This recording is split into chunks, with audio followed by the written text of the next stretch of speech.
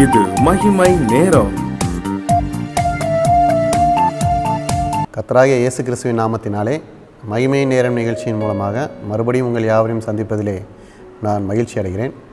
இந்த நாளிலும் நாம் சற்று தியானத்துக்கு என்று எடுத்துக்கொண்ட வேத வசனம் எபிரேயர் 11ஆம் அதிகாரம் 25-26 வசனங்கள். விசுவாசத்தினாலே அநித்தியமான பாவ சந்தோஷங்களை அனுபவிப்பதை பார்க்கிலும் தேவனுடைய ஜனங்களோட துன்பத்தை அனுபவிப்பதையே தெரிந்து கொண்டு இனிவரும் பலன்மேல் நோக்கமாயிருந்து எகிப்திலுள்ள பொக்கிஷங்களிலும் கிறிஸ்துவ நிமித்தம் வரும் நிந்தையை அதிக பாக்கியம் என்று எண்ணினான் என பார்க்கிறோம். இந்த வசனத்திலே மோசேயினுடைய விசுவாசத்தை பற்றி கூறப்பட்டிருக்கிறது. மோசே தன்னை எப்படி விசுவாசமாய் காத்து கொண்டார், மோசேயின் விசுவாசம் எப்படிப்பட்டதாக காணப்பட்டது என்பதை விளக்கும்படியாக இந்த வசனங்கள் காணப்படுகிறது. மோசே எகிப்தின் இருந்து இஸ்ரவேல் மக்களை அழைத்து கொண்டு வரும்படி தேவனால் தெரிந்து கொள்ளப்பட்டவர். அப்படிப்பட்ட மோசேயின் ஆரம்ப காலம் எப்படி இருந்தது என்று பார்த்தால், மோசேயின் பிறப்பை நாம் வேதத்தில் பார்ப்போமானால் அவர் பிறக்கும் காலங்களிலே எகிப்திலே இஸ்ரவேல் மக்கள் எகிப்தின் மக்களை விட அதிகமாக எண்ணிக்கையில் காணப்பட்டார்கள். எனவே ஆண் பிள்ளைகளை கொன்றுவிடவும் பெண் பிள்ளைகளை மட்டும் காப்பாற்றவும் சொல்லியிருந்தார்கள் இஸ்ரவேல் மக்களிலே. அப்படிப்பட்டதான சூழ்நிலையிலே மோசேயை அவனுடைய பெற்றோர் 3 மாத காலம் ஒளித்து வைத்திருந்தார்கள் என பார்க்கிறோம். எவ்வாறு அவர்களால் ஒளித்து வைக்க முடிந்தது என்று பார்த்தோமானால், எபிரேயர் 11ஆம் அதிகாரம் 23ஆம் வசனத்தில் நாம் பார்த்தால், கர்த்தர் மேல் உள்ள விசுவாசத்தினால் மோசேயின் பெற்றோர் ராஜாவின் கட்டளைக்கு பயப்படாமல் மோசேயை காப்பாற்றினார் என்று பார்க்கிறோம். மோசே விசுவாசத்திலே பெரியவனாய் காணப்படுவதற்கு காரணம் அவர்கள் பெற்றோரும் அதற்கு ஒரு காரணமாக இருக்கிறார்கள். அவர்கள் பெற்றோர் விசுவாசத்தினாலே அவனை ராஜாவின் கட்டளைகளுக்கு பயப்படாமல் அவனை ஒளித்து வைத்து பார்த்து கொண்டார்கள். எனவே மோசேக்கு விசுவாசம் எப்படி வருகிறது? மோசே ஒரு விசுவாச குடும்பத்தில் பிறந்தவன். மேலும் மோசேயை பற்றி படிப்போமானால் அவர் லேவியின் வம்சத்தில் பிறந்தவர். இப்படிப்பட்ட மோசே வளரும் காலத்திலே அவர் 3 மாதத்துக்கு மேலாக அவரை ஒளித்து வைக்க முடியாமல் அவரை ஆற்றில் விட்டுவிடுகிறார்கள். அவர் பார்வோன் குமாரத்தியால் எடுக்கப்பட்டு பார்வோனின் அரண்மனையிலே அவர் வளர்க்கப்படுகிறார். பார்வோனின் அரண்மனையிலே பெரியவனாகி வளரும்போது அவருக்கு தெரியும் தான் ஒரு எபிரேயர் என்று. எனவே அவர் இஸ்ரவேல் மக்கள் மேலே அதிக பாசமுள்ளவராக காணப்படுகிறார். ஒரு நாள் இஸ்ரவேல் மக்களை ஒரு எகிப்தின் அதிபதி அடிக்கும்போது அவர் மோசே அந்த அதிபதிக்கு எதிராக எழும்பி அவரை கொலை செய்து விடுகிறார். மற்றொரு நாள் 2 இஸ்ரவேலர்கள் சண்டை போடும்போது அவர்களுக்கு நியாயம் விசாரிக்க செல்கிறார். அவர்களிலே ஒருவர் சொல்கிறார், நீ எகிப்தினை கொன்று போட்டது போல எங்களையும் கொன்று போட வருகிறாயோ என்று கேட்கிறார்கள். இந்த சூழ்நிலையிலே அவன் எகிப்தியனை கொண்டு போட்டது அனைவருக்கும் தெரிய வருகிறது. எகிப்தின் மன்னர் அவனை கொலை செய்யும்படி அவனை தேடுகிறார்கள்.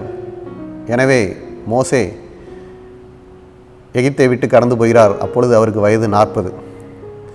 இவ்வளவு சூழ்நிலைகளாகிறது.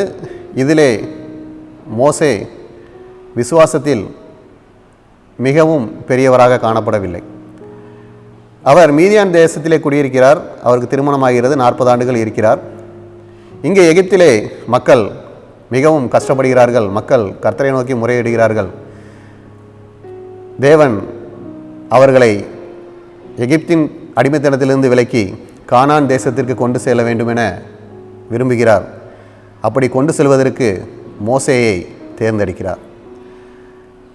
நாம் பார்ப்போமானால் இந்த 80 ஆண்டு காலத்திலே மோசே வாழ்ந்து வருகிறார். அவர் தனக்காகவே வாழ்ந்து வருகிறார். எனவே மோசே அவ்வளோ பெரிய கூட்டத்தை நடத்தி அவர் கானான் தேசத்துக்கு கூட்டி செல்ல வேண்டும் என கர்த்தர் விரும்பும்போது அவனை மோசேயை தேவன் மேலே விசுவாசத்திலே நிலைத்திருக்கும்படியாக செய்யும்படியாக அவர் அவனுடைய விசுவாசத்தை பெருக வேண்டும் என்று செய்கிறார். மோசேயை கர்த்தர் சந்திக்கிறார். ஆடுகளை மேய்க்கும்போது சந்திக்கிறார். அப்பொழுது பார்த்தோமானால் முச்செடியில் தரிசனமாகிறார். முச்செடி எரிகிறது, ஆனால் முச்செடி வேகவில்லை. அவர் மோசையை பார்த்து சொல்கிறார், நான் ஆபிரகாமின் தேவனும் ஈசாக்கின் தேவனும் யாக்கோபின் தேவனுமாய் உங்கள் பிதாக்களுடைய தேவன் என்று சொல்கிறார். அப்படிப்பட்ட சூழ்நிலையிலே மோசே பார்க்கிறார், முச்செடியை வேகாமல் இருக்கிறது. அப்பொழுதும் அவருக்கு விசுவாசம் வரவில்லை. அவர் சொல்கிறார், தேவன் சொல்கிறார், நீ எகிப்துக்கு சென்று மக்களை அடிமைத்தனத்திலிருந்து விடுதலையாக்கி கானானுக்கு கூட்டி செல் என்று. அப்படி சொல்லும்போது அவர் அடையாளங்களையும் அற்புதங்களையும் கேட்கிறார். அப்பொழுது அவர் 2 அடையாளங்களையும் செய்து கொடுக்கிறார். மோசையின் கோலை கீழே போட சொல்கிறார், அது பாம்பாக மாறுகிறது. மறுபடியும் அந்த பாம்பின் வாலை பிடிக்கும்போது அது மறுபடியும் கோலாக மாறுகிறது. மோசையின் கரத்தை மடியிலே போட சொல்கிறார், அது வெண்குஷ்டம் பிடித்தது போல ஆகிறது. மறுபடியும் மடியிலே போட சொல்லும்போது அது பழையபடி நல்ல கையாக மாறுகிறது. இப்படிப்பட்ட அற்புதங்களை நீர் அவர்கள் மத்தியிலே செய், அப்பொழுது அவர்கள் உன்னை நம்புவார்கள் என இப்படிப்பட்ட அற்புதங்களையும் அடையாளங்களையும் செய்து மோசையினுடைய விசுவாசத்தை அவர் பலப்படுத்த விரும்புகிறார்.